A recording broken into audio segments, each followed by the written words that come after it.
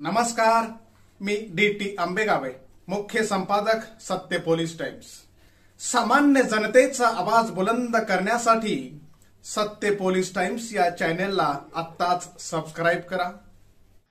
तळे विभाग शिक्षण प्रसारक मंडळाचे गोमा वेदक विद्या मंदिर तळा येथे गुरुपौर्णिमा मोठ्या उत्साहात साजरी करण्यात आली। यावेळी प्रमुख अतिथी म्हणून द. ग. तटकरे कला आणि वाणिज्य महाविद्यालयाचे प्राध्यापक डॉक्टर दिवाकर कदम यांची उपस्थिती होती। समवेत शाळेचे मुख्याध्यापक श्री दिलीप ढाकणे, श्री सुहास वावेकर, श्री विनायक महाडकर, श्री विनोद कोलवणकर, मुतंगे मॅडम, मुंढे मॅडम, नेहा वडके आदी मान्यवर उपस्थित होते।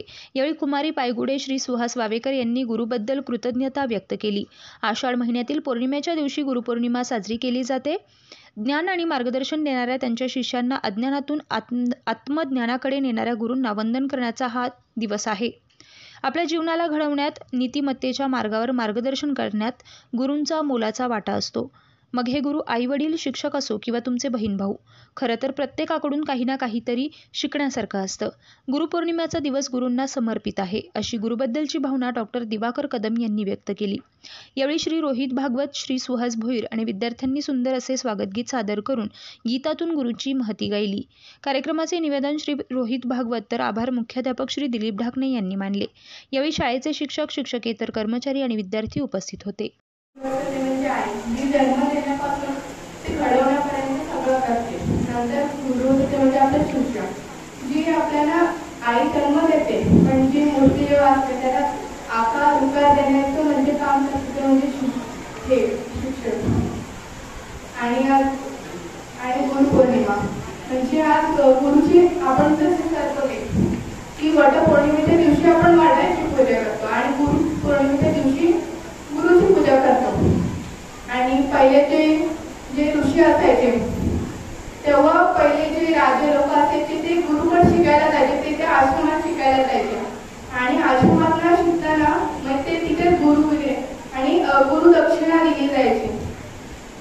तसं आता आपण काही गुरुदक्षिणा वगैरे देत नाही, फक्त आता आपण गुरुची पूजा करतो आणि काही लोक जे देतात गुरुकडनं गुरुदक्षिणा म्हणून, म्हणजे तो बोलतो ना कान मंत्र वगैरे सांगतात, म्हणजे गुरु सांगतो असं वागा। तसं आज या दिवशी जी लोक गुरुदक्षिणा देतात ती लोक गुरुची आज पूजा करतात आणि हा खरोखर खूप छान दिवस असतो।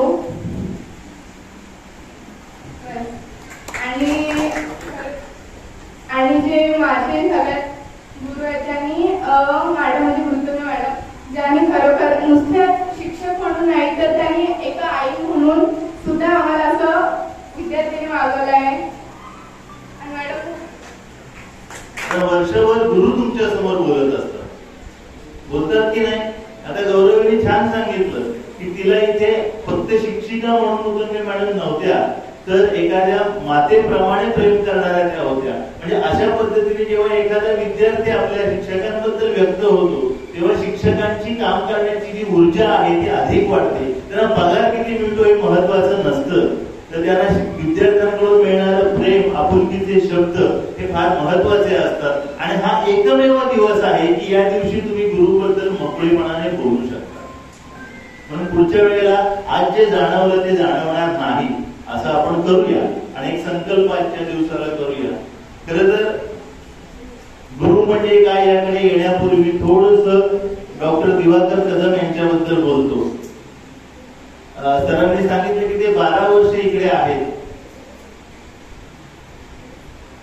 पण माणूस बघा कसा असतो। त्यांना 2 डॉक्टरेट मिळाल्या। किती? आता डॉक्टरेट मिळवणं, PhD करणं म्हणजे शिक्षणातला तो शेवटचा टप्पा आहे। माणूस एक मिळवतानाही थकून जातो आणि त्यांनी 2 डॉक्टरेट मिळवले। आणि एवढं असतानाही त्या माणसाकडे बघा, म्हणजे सामान्य माणसातलं जे असामान्यत्व असतं ते म्हणजे डॉक्टर कदम आहे। इतके ते उच्चविद्या विभूषित झालेले आहेत, पण कुठे आपल्याला जाणवतंय का? एकदम अतिशय जमिनीवर ते असतात। त्यांच्याकडे बघून कुणालाही वाटणार नाही, अत्यंत साधी राहणी आहे। म्हणजे जे वेळेला माणूस खरं शिकतो आणि तो खऱ्या अर्थाने सुशिक्षित बनतो, ते सुशिक्षित बनणं म्हणजे डॉक्टर कदम आहे। त्यांच्याकडे तुम्ही बघा, मुद्दामून बघा, आमचा नेहमी संपर्क येतो तुम्ही बघितलं असाल की शिक्षक कधी मृदू असतो, एकदम कापसासारखा फुलासारखा मुलायम असतो, पण कधीतरी कठोर प्रसंगी तो असा वज्रासारखा कठोर होतो. तुम्हाला एक शिक्षक जाणवले, सगळे बघितले, कधी प्रेम करतात, कधी हात उगारतात, म्हणजे कधी शाबासकी देतात, तर कधी एक धबाका पण आपल्याला घालतात. पण यांच्याकडे बघितल्यावर मला तर वाटत नाही की यांनी कधी कुणावरती डोळे तरी उगारले असतील, असे आमचे कदम सर. म्हणजे त्यांच्याकडे जे शिकणारे विद्यार्थी आहेत ते किती भाग्यवान असतील याची कल्पना करा, की ज्यांना अशासारखा गुरु लाभला. आपली गुरु परंपरा ही थोर आहे. आता आपण वारी केली, बरोबर आहे ना, आषाढी वारी, कार्तिकी वारी, ही गुरु परंपरा आहे. ज्ञानेश्वरांचे गुरु निवृत्तीनाथ होते, म्हणजे त्यांचे गुरु आधी, अशी ही गुरु परंपरा आहे. गुरु परंपरेने चालत आलेली ही वारी. आपला महाराष्ट्र असा विविध सण आहे, त्या प्रत्येक सणामागे काहीतरी आध्यात्मिक महत्व आपल्याला माहिती आहे, पण त्याच्या मागे असलेलं वैज्ञानिक महत्व आहे. गुरु आपल्याला, गुरुच्या ठिकाणी माणसाने नेहमी नम्र व्हावं, आणि नम्र होण्याचा दिवस म्हणजे गुरुपौर्णिमा.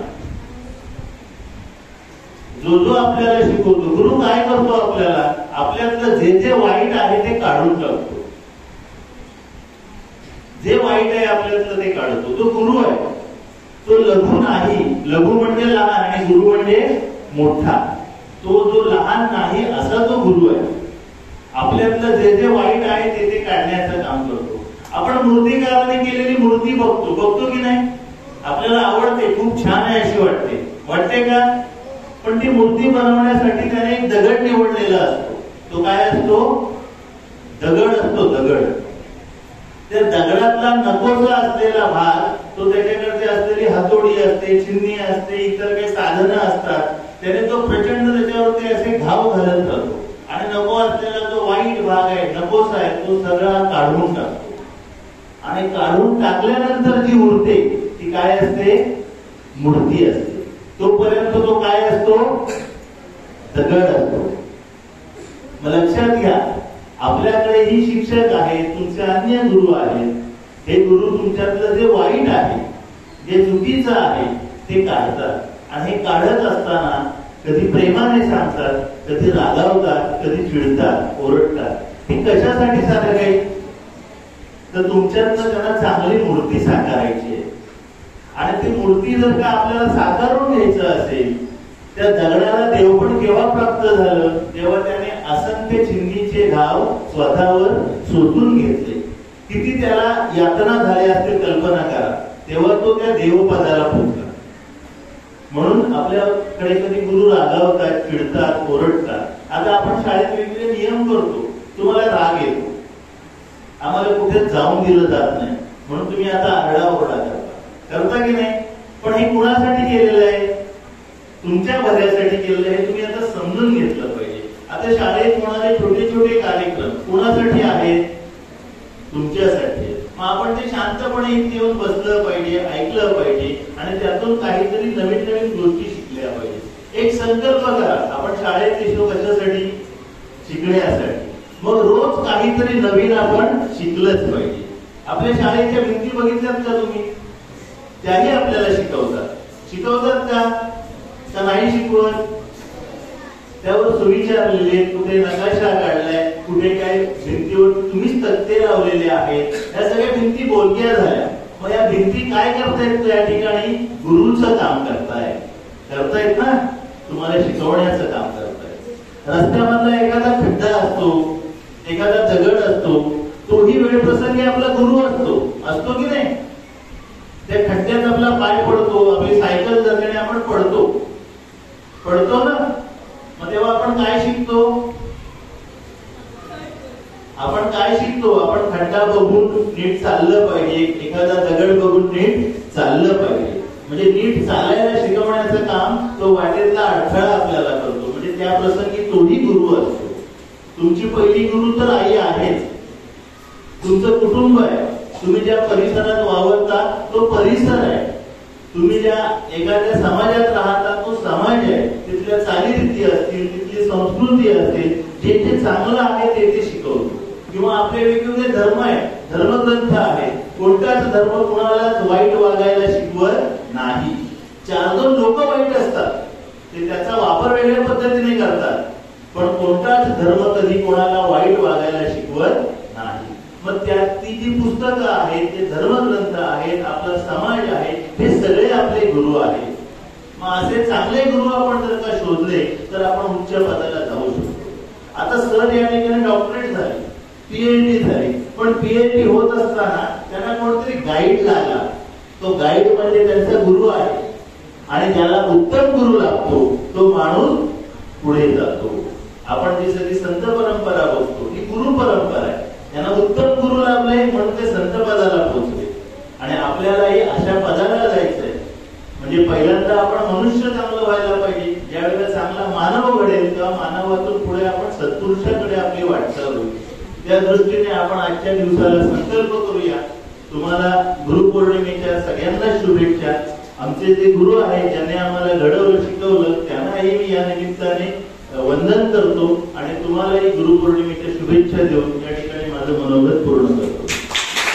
ऍक्च्युली तसं म्हटलं तर गुरुपौर्णिमेच्या निमित्ताने आज मी इथे उभा आहे, पण मी आता जेवढ्या जणांचं काही मनोगत व्यक्त करताना जे काही ऐकलेलं आहे त्याच्यामध्ये मला असं वाटलं की खरोखरच आता आपण काय बोलायचं, की जे मी ऑलरेडी ठरवून आलेलो की हे बोलायचं ते ऑलरेडी बोलून मोकळे झाले. बरं, मुलांनीही काही त्यांच्या भावना व्यक्त केल्या, त्याच्यातला एक दोरा सहज मी पकडतो आणि त्याच्याबद्दल जरा माझ्या जीवनातले काही अनुभव तुमच्याजवळ व्यक्त करतो, की जेणेकरून आपल्याला गुरुचं आणि शिष्याचं एकमेकांमध्ये असलेलं नातं किती महत्वाचं असतं ते थोडंसं सांगण्याचा मी प्रयत्न करतो. जसं मगाशी भागवत सर म्हणाले की छोटासा पुष्प आहे की जो मुलांनी तयार केलेला आहे. सर भागवत सर मी थोडंसं त्याच्यामध्ये ऍड करेन. त्या मुलांनी जरी छोटासा पुष्प जरी तयार केलेला असला ना तरी त्याच्यामध्ये त्यांचे जे भाव आहे ते अतिशय महत्वाचे आहे. कारण का ज्या वेळेला ते पुष्पगुच्छ तयार करत होते त्याच्यामध्ये त्यांच्या भावना त्यामध्ये अडकलेल्या होत्या. आणि आज अशी परिस्थिती आहे, जर का आजूबाजूला आपण पाहायला गेलो तर आज हळूहळू आमच्या भावना मात्र बोथट व्हायला लागल्या, आणि या भावना बोथट व्हायला लागल्यामुळे आज आपल्यामध्ये एकमेकांमध्ये असलेले जे नातेसंबंध आहेत ते नातेसंबंध हळूहळू कमी व्हायला लागले. आज महत्वाचं म्हणजे एकमेकांवरती असलेला एकमेकांवरचा विश्वास हा हळूहळू काय होतोय, कमी होतो. मग आपण हे सगळे जे सणवार हे कशासाठी साजरे करायचे, तर महत्वाचं म्हणजे की ही जी गुरुपौर्णिमा आहे ती गुरुपौर्णिमा म्हणजे व्यासपौर्णिमा. मग या व्यासपौर्णिमेमध्ये आपल्याला काय करायचंय, तर जे जे आपले गुरु आहेत त्यांच्याबद्दल कृतज्ञता व्यक्त करायची. जसे की कृतज्ञता म्हणजे काय नाही का, काही जण अजूनही सवय असेल, अगदी आई वडिलांचे संस्कार असतात आपले, की आई वडिलांचे संस्कार काय असतात, समोरच्याशी बोलताना जे मोठे असतील त्यांना आऊजाऊ बोललं पाहिजे नाही का. आपण आऊजाऊ बोलतो काय आहे तरी बोलतो आऊजाऊ, बरोबर. मग हे जे संस्कार आहेत ते संस्कार अतिशय महत्वाचे, आणि संस्कार देण्यासाठी सर्वात पहिला महत्वाचा गुरु म्हणजे आपले आई वडील. आपण आई वडिलांकडनं सगळं शिकत असतो. अगदी सर्वात पहिल्यांदा जेव्हा तुम्ही लहान असाल तेव्हा अगदी तुम्ही बोबडेपणाने सर्वात पहिल्यांदा काय म्हणाला असाल, आई किंवा बाबा. हल्ली काय केलं जातं मम्मी किंवा पप्पा म्हटलं जातं, पण आई बाबा बोलणं अतिशय सोपं असतं. सर्वात पहिला गुरु कोण, आई आणि बाबा. नंतर तुम्ही त्या विश्वातनं त्या भावविश्वातनं तुम्ही पुढे जाता, नंतर शाळेत येता. मग शाळेत आल्याच्या नंतर तुमचे गुरु कोण, तुमचे शिक्षक, बरोबर, तुमचे शिक्षक. मग ज्या वेळेला फक्त शिक्षक एक शिक्षकच आपले गुरु असतात का हो, का आजूबाजूला काय आहे, हळूहळू आपले मित्र मैत्रिणी वाढायला लागतात की नाही, बरोबर ना. मग हळूहळू मित्र मैत्रिणी वाढायला लागल्याच्या नंतर आपल्याला मित्र आणि मैत्रिणींकडनं बरंच काय काय गोष्टी समजत असतात, आणि हळूहळू आपण त्या पूर्णपणे त्या विश्वात येतो. म्हणजे गुरुंच्या विश्वात येतो, म्हणजे शिक्षकांच्या विश्वामध्ये येतो. त्याचबरोबर आपल्या आजूबाजूच्या मित्रमैत्रिणींच्या संपर्कात येतो, आणि मित्रमैत्रिणींच्या संपर्कातनं हळूहळू आम्ही समाजाच्या संपर्कात जातो. आणि आमचा तिसरा गुरु म्हणजे आमचा समाज. आम्हाला समाज बरंच काही शिकवतो, पण त्याच्या अगोदर आपण आपल्या घराकडे बघितलं पाहिजे, ते म्हणजे आपलं कुटुंब. आपण जे काही आपल्या कुटुंबाचं सर्वात पहिलं जर का आपलं मर्मस्थान असेल ते म्हणजे आपले आई वडील. जर का आई वडिलांच्या प्रती जर आपण कृतज्ञता जर व्यक्त केली नाही तर आपल्याला आपल्या या पृथ्वी तलावरती जन्म घेऊन त्याचा काहीच उपयोग नाही. कारण का आई वडिलांनी ज्या काही आपल्याला हालपेष्टा आपल्यासाठी केलेल्या असतात किंवा भोगलेल्या असतात आणि त्याच्यातनं ते आपल्याला पुढे शेवटी काय करतात की आपल्या प्रगतीसाठी म्हणून ते काय करतात, आपल्याला शाळेत टाकतात. शाळेत टाकल्याच्या नंतर महत्वाचं म्हणजे आपल्याला शिक्षक मिळतात. आपण त्या शिक्षकांच्या प्रतीही कृतज्ञता व्यक्त केली. ऍक्च्युली बेसिकली त्या मुलीने अगदी तिच्यामध्ये भाव उमटले ते आल्याच्या नंतर आणि तिने ते भाव उमटल्याच्या नंतर मुतंगे मॅडम बद्दल बोलले. मुलगी म्हणाली की त्या शिक्षिका आमच्या म्हणजे आईसारखं प्रेम. बेसिकली खरोखर म्हणजे अंगावर काटा उभा राहतो या सगळ्या गोष्टीने की आजकाल ना ह्या सगळ्या गोष्टी फार कमी होत चालले की अगदी मुलांबरोबरचं जे नातं आहे ते काही ठिकाणी व्यावसायिक नातं निर्माण झालेलं आहे. म्हणजे गेलो शाळेत गेल्याच्या नंतर काय केलं, शिकवल्याच्या नंतर आम्ही बाहेर पडलो, पण त्याच्या पुढचं जे नातं म्हणजे गुरु शिष्याचं नातं म्हणजे एकमेकांमध्ये असलेल्या भावना एकमेकांनी जपल्या पाहिजे. आज ज्या वेळेला ह्या भावना जागृत होतात की आईसारखं आम्हाला वागवतात, त्याचाच अर्थ की तुमच्याबद्दल त्यांना एक प्रकारची एक वेगळी भावना आहे आणि त्या भावनेतनं ते सगळं निर्माण झाले. जर मी माझ्याबद्दलच बोलायचं ठरवलं तर अगदी लहानपणापासून खरोखरच माझे आई वडील जरी अशिक्षित असले तरी आमच्यावरती अतिशय चांगले संस्कार केले. आज जो काय मी बोलतोय, जो काय मी उभा आहे, जो काय मी डबल पीएचडी घेतलेली आहे, ही त्यांच्यापेक्षा मला अजिबात मोठी नाही. अजिबात म्हणजे अजिबात मोठी नाही. कारण आमच्या आई वडिलांनी जे आम्हाला संस्कार दिले त्या संस्कारामुळे आज आम्ही जे काही आम्ही मिळवलेलं आहे ते त्यांचे संस्कार आहे. त्यामुळे एक पक्क लक्षात ठेवावं लागेल, आई वडिलांनी जरी तुम्हाला मारलं, जरी ओरडले, तरी एक लक्षात ठेवा की त्याच्या पाठीमागच्या ज्या भावना आहेत त्या अतिशय मोठ्या आहेत आणि त्या भावना तुम्ही समजून घेतल्या पाहिजे. जर तसं तुमचं वय वाढत जाईल ना तसं आपले आई वडील, आपले गुरुवर्य यांच्याबद्दलच्या भावना, यांच्याबद्दलची समजूत आपल्याला हळूहळू समजायला लागते आणि त्यावेळेला त्यांनी जर काय एखादा फटका मारलेला असेल तर नंतर आपल्याला कळतो की त्यांनी जर तो फटका मारला नसता तर आज मी काय गेलो असतो, वाया गेलो असतो. त्यामुळे सर्वात पहिल्यांदा आपल्याला जी कृतज्ञता व्यक्त करायची आहे ती म्हणजे सर्वात पहिल्यांदा आपली आई वडील, दुसरे आपले शिक्षक. शिक्षक अतिशय महत्वाचा भाग आहे. कारण का तुम्ही विचार करा, तुमच्या दिवसातले बरोबर 24 तास झोपण्यामध्ये किती तास जातात तो आपले, किती तास जातात?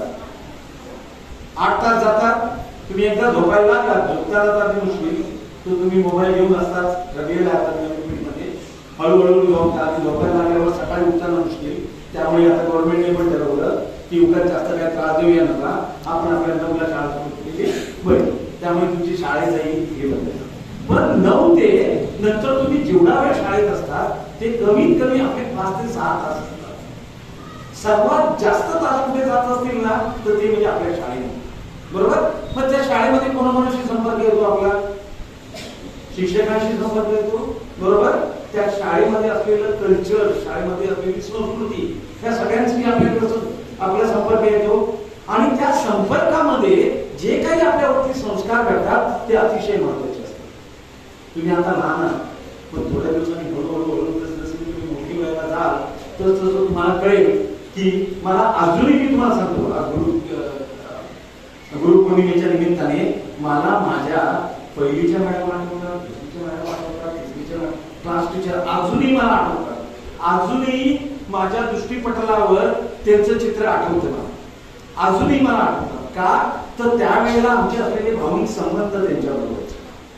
त्यामुळे आजही इव्हन कधी कधी असं वाटतं, कधीतरी एखाद्या लेक्चरला आम्ही गेलो तर आम्हाला तो लेक्चरला एक वेळ लक्षात नाही राहत, पण लहानपणीचे जेवढे काही आमचे शिक्षण झालेले आहेत 10वी पर्यंतचे ते सगळे लक्षात राहतात. त्यामुळे त्यांच्या प्रती आपण कृतज्ञता व्यक्त करण्यासाठी हा गुरुपौर्णिमेचा दिवस.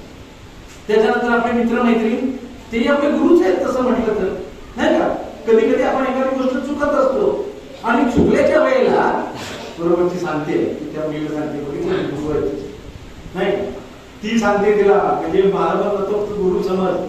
हे कधी समजून घ्यायचं असतं की ज्या वेळेला आपण आपल्या अनुभवात येतो आणि आपण आपल्या एखाद्या मित्र आणि मैत्रिणीला सावध करतो.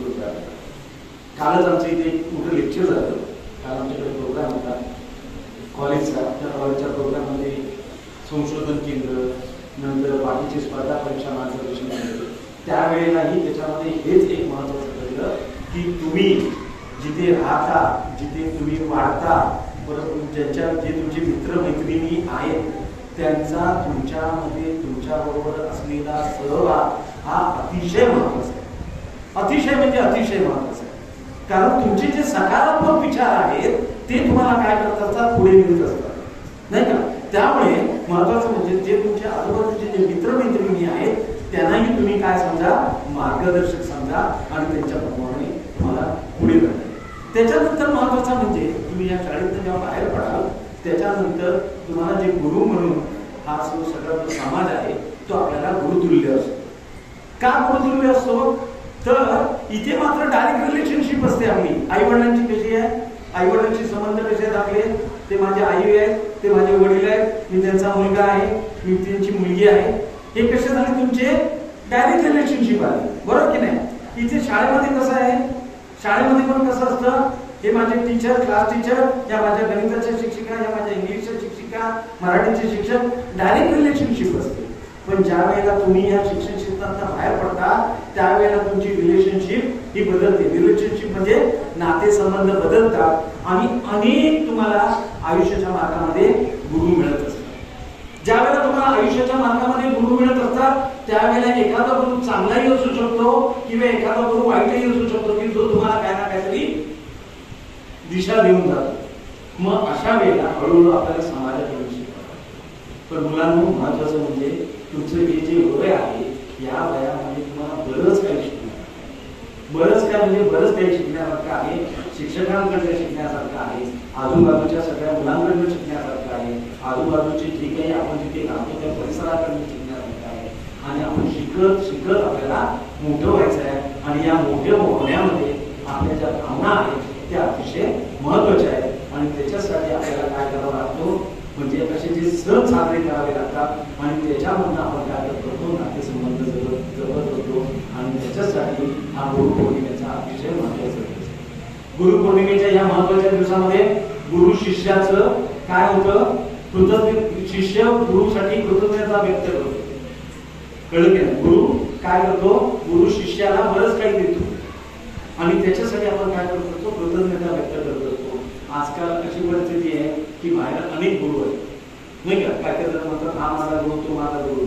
पण योग्य गुरु मिळणं म्हणजे जसं की अगदी म्हणजे भागवत सर वगैरे किंवा हे बाकीचे जे गुरुवरी आहेत ते तुम्हाला चांगले अलंकारिक शब्दात सांगतील. जसा परीस असतो, नाही का. परीस काय करतो माहितीये का तुम्हाला? परीस काय करतो माहिती? परीस म्हणजे काय माहितीये का? परीस म्हणजे काय माहिती? परिस्पर्श असं म्हटलं जातं. म्हणजे परीस म्हणजे एक अशी वस्तू आहे, मी कधी बघितली नाही, असं म्हणतात की परिस्पर्श असावा. परीस ज्या ज्या वेळेला ज्या ज्या वस्तूला तो लागला ते वस्तूचं रूपांतर कशामध्ये झालं, सोन्यामध्ये. बरोबर की नाही. त्या वस्तूचं रूपांतर कशामध्ये झालं, सोन्यामध्ये झालं. मग आपण आपली जी संगत आहे ती संगत कशी असावी मुलांनो? चांगली असावी, सकारात्मक विचारांची असावी. नकारात्मक विचार सध्या थोडेसे बाजूला असावेत. त्यामुळे महत्वाचं म्हणजे की आपला जो आजूबाजूचा परिसर आहे त्यालाही आपण तेवढंच चांगलं मान देऊन आपण काय केलं पाहिजे, त्यांच्याकडनं बऱ्याच गोष्टी समजून घेतल्या पाहिजेत आणि आपण समजता आपण पुढे गेले पाहिजे. माझ्या आयुष्यात माझे मित्र अतिशय महत्वाचे होते. जसं मी आई वडील म्हटलं तसे मित्र महत्वाचे होते. मी तुम्हाला सांगतो ज्यावेळेला मी मुंबईला होतो, मुंबईला मित्र होते म्हणून मी पुढे पुढे गेलो, म्हणून मी चांगलं शिकत गेलो. मित्रांनी मला गाईड केलेलं आहे. ज्या ज्या वेळेला तुमची आज परिस्थिती फार चांगली आहे, आमच्या वेळेला अशी परिस्थिती होती की आम्हाला खरोखरच पुस्तकं घ्यायला मिळतील की नाही शंका होती. तुम्ही आता गाईड वापरू शकता, नवनीत वगैरे सगळं वापरू शकता. आमचे मित्र काय करायचे, 2 वर्ष पुढे गेलेले असायचे ना, ते सगळे पुस्तकं ठेवून द्यायचे आणि म्हणायचे याच्यानंतर माझा मित्र आहे ना त्याच्यासाठी त्याला ते वापरायला द्यायचे. कळलं की नाही. त्यामुळे मित्र वगैरे हे अतिशय गरजेचे आहेत. त्यामुळे तेही मार्गदर्शक आहेत. त्याच्यानंतर मी पूर्णपणे आज मी मुद्दामून तिथे एक गोष्ट सांगू इच्छितो की हे सगळं मी मुंबईपर्यंत केलं. मुंबईपर्यंत केल्याच्या नंतर मी इथे तळ्यामध्ये आलो. तळ्यामध्ये आल्याच्या नंतर मुद्दामून मॅडम आहे म्हणून मॅडम समोर सांगतो, मी सर्वप्रथम राहायला इथे किरण शेठ यांच्याकडे होतो. त्याच्यानंतर मात्र मला म्हणतात ना परिस्पर्श कसा असावा, तर मला मुतंगी सरांचं घर मिळालं. त्यानंतर मी कंटिन्यू अगदी त्यांच्याकडे आजही कमीत मला 12 ते 13 वर्ष होते, त्याच्यातली 7-8 वर्ष मी त्यांच्याकडे घालवली आणि इतका चांगला मला सहवास मिळाला की मला त्यावेळेला घरातले आमचे म्हणायचे की एवढ्या लांब चाललाय, एकटे राहणार, कसे राहणार कसे नाही राहणार. तर मी त्या निमित्ताने आज मुतंगे उभयताना पण मी गुरु पौर्णिमेनिमित्त मी नमस्कार करतो, कारण का त्याच्यातूनच आज मी इथपर्यंत येऊन पोहोचलो. कळलं का? तर माझं हे सांगणं अशा करता होतं महत्वाचं म्हणजे की तुम्ही ज्या वेळेला पुढे पाऊल टाकत जाल त्या वेळेला तुम्हाला प्रत्येक वेळेला कुठे ना कुठेतरी गुरुतुल्य व्यक्तिमत्व मिळतील. फक्त त्यांचा आम्ही आदर करायला शिकलो पाहिजे, त्यांच्याकडनं काय घ्यायला शिकलं पाहिजे. आज इथे जेवढे जण बसलेले आहेत ना, ह्या सगळ्यांकडून मी काय ना काहीतरी शिकलो. वावेकर सरांकडनं शिकलोय कसं बोलावं. वावेकर सरांना कुठे उभं करावं ते बोलणार, पक्क बोलणार. अगदी म्हणजे अगदी माझे मित्र तुमचे प्रिन्सिपल सर हे बिंदास बोलणार आहे, मनामध्ये काय नाही त्यांच्या. नंतर आज इथे आंबेगावी सर उभे आहेत, हे दरवेळेस आमच्या सगळ्या शूटिंगच्या वेळेला वगैरे उपस्थित असतात. त्यामुळे कधी जर आम्हाला काय अडी अडचणी आल्या तर ते आम्हाला लगेच सांगतात की असं नाही असं. त्यासाठी महत्वाचं म्हणजे की आजूबाजूला उभे डोळे घेऊन जर लक्ष दिलं तर आपल्याला असं कळेल की सगळेच आपले त्या मनाने कुठे ना कुठेतरी मार्गदर्शक आहे आणि त्या मार्गदर्शकांच्या प्रति कृतज्ञता व्यक्त करण्याचा दिवस आपण म्हणजे अचानक ठरलं. त्यामुळे मला थोडी काही तयारी करता आली नाही. मला असं वाटत नाही की मी काय चांगलं जास्त काही बोलू शकतो. माझ्या अनुभवाचं तेवढं सांगितलं. आज घाटणे सरांनी, भागवत सरांनी, बाकीच्या सगळ्या टीचर मॅडमनी इथे आम्हाला बोलण्याची संधी दिली, त्याच्याबद्दल मी त्यांची कृतज्ञता व्यक्त करतो आणि इथेच थांबतो. जय हिंद, जय महाराष्ट्र. 2 मिनिटात भागवत सरांनी सांगितलं की आपल्या कदम सरांना डॉक्टरेट पदवी मिळालेली आहे. मी विचार अजिबात केला नाही, डायरेक्ट त्यांना फोन लावला आणि त्यांनी आपल्या शब्दाला मान दिला. विद्यार्थी मित्रांनो, आज या कार्यक्रमासाठी उपस्थित असलेले आपल्या सिनियर कॉलेजचे डॉक्टर प्राध्यापक दिवाकर कदम सर, मी त्यांच्या कोकणातले मंत्री असल्यामुळे मी त्यांना नेहमी कदम म्हणते, दिवाकर रावते. अतिशय खेळाडू वृत्ती असणारी ही व्यक्ती, अगदी लहान असो मोठे असो, उच्च विद्याभूषित असो, कितीही माणूस मोठा असेल तर त्या माणसाबरोबर समरस त्याच्यातले गुण ओळखून त्याच्याबरोबर वागण्याची जी वृत्ती आहे ती कदम सरांमध्ये आहे. आणि असे पाहुणे आपल्याला या ठिकाणी लाभले आहेत. त्याचबरोबर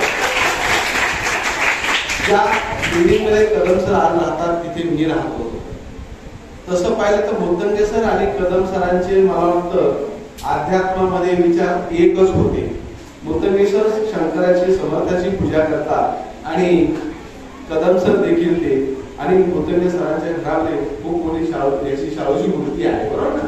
आणि ती दोघं जण हे सगळं करत असताना मी त्यांना म्हणायचो सावकाश जरा दमानी का पूजेचं वगैरे. पण कदम सरांकडनं त्या पूजेतनं मला एवढंच कळलं की समोरचा माणूस कितीही रागवलेला असेल, कितीही वाईट असेल, तर त्याला आपल्या मृदू मवाळ भाषेमध्ये कसं समजावून सांगावं हे मला त्यांच्याकडे शिकायला मिळालेलं आहे. आणि त्यांनी मला वेळोवेळी ह्या गोष्टी सांगितल्या. मी 5% का होईना मी हा पदभार घेतल्यापासून त्यांच्या गोष्टीचं त्याचं अनुकरण केलं. त्यामध्ये म्हणजे त्या बाबतीत माझी गुरु आहे आणि म्हणून आज ते या ठिकाणी राहते. त्याबद्दल मी या ठिकाणी आपल्या सर्वांचं शाळेच्या वतीने त्यांचे आभार मानतो. मी आपल्या कार्यक्रमासाठी उपस्थित सर्व शिक्षक वर्ग आहे. मित्रांनो, मी शिक्षकांबद्दल छोटीशी गोष्ट सांगणार आहे, अगदी 2 मिनिटात संपणार आहे. की माणसाला जर आयुष्यामध्ये चांगले मार्ग दाखवणारे गुरु माणसं आई वडील मिळाले नाही तर माणूस किती वाईट बनायला जाऊ शकतो हे तुमच्या दशेत असणाऱ्या विद्यार्थ्यांसाठी. एक विद्यार्थी आई वडील गरीब होते, त्याला आई वडिलांकडनं शाळा शिकण्यासाठी शाळेचं लागणारं साहित्य मिळायचं नाही. आणि इतर मुलांकडचं साहित्य बघितलं की त्या मुलाचं नेहमी इच्छा व्हायची की या मुलाचं मी आता पेन्सिल चोरणार, या मुलाची वही चोरणार, या मुलाचं पुस्तक चोरणार, आणि तो असं रोज एक एक वस्तू चोरायचा आणि घरी घेऊन जायचा आणि आईला दाखवायचा. ते चोरून आणलं, आईचं म्हणणं एकच असेल, माझी परिस्थिती गरिबीची आहे, त्याने आणलंय, त्याला त्याचं उपयोगी पडेल, राहू दे त्याच्यावर. त्याच्यात मित्रांनो परिस्थिती एवढी वाईट निर्माण झाली, तो जेव्हा 18, 19, 20 वर्षाचा झाला तेव्हा त्यांनी पुस्तक चोरलं नाही, त्यांनी वही चोरली नाही, पेन्सिल चोरली नाही, त्यांनी डायरेक्ट लोकांच्या सोन्याच्या पेढ्या असतील, पैशाचे बँका असतील, ह्या लुटण्याची त्यांनी तयारी केली. कारण का तर त्याला कोणीही ते करत असलेल्या कृत्याला थांबवलं नाही म्हणून करत राहिला. आणि एक दिवशी त्याला जेल झाली. जेल अशी झाली त्याला शेवट फाशीची शिक्षा झाली. आणि तुम्हाला माहित नसेल, फाशीची शिक्षा होत असताना जेलर त्या व्यक्तीला विचारतो, आता तुझी शेवटची इच्छा काय आहे ती बोल. त्याने त्या जेलरला सांगितलं, माझी शेवटची इच्छा एकच आहे, मला फाशी दिली तरी चालेल, मला फक्त माझ्या आईला भेटायचं. बघा, आईला भेटायचं म्हटल्याच्या नंतर जेलरला वाटलं याच्या आईने याच्यासाठी काहीतरी केलं, याला खूप आईबद्दल प्रेम वाटतंय. म्हणजे आई सुद्धा कदाचित त्या मुलाला वाईट घडवण्यामध्ये ती एक प्रकारची गुरुच असेल, तर ते गुरु काही कामाचे नाही. ती आई आली आणि आईला बघून तो रडायला लागला आणि जेलरला बोलवलं की माझी आई आहे.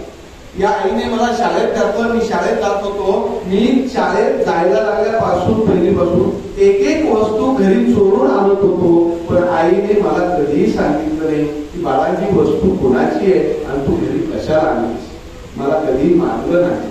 आणि जर हे आईने मला पहिल्या दिवशी मारलं असतं, आईने जर मला हे पहिल्या दिवशी सांगितलं असतं, तर आज मी जेलमध्ये गेलो नसतो, मला फाशीची शिक्षा झाली नसती. ही सगळी चुकी माझ्या आईची आहे. या ठिकाणी मला फाशी न देता मी माझ्या आईला फाशी.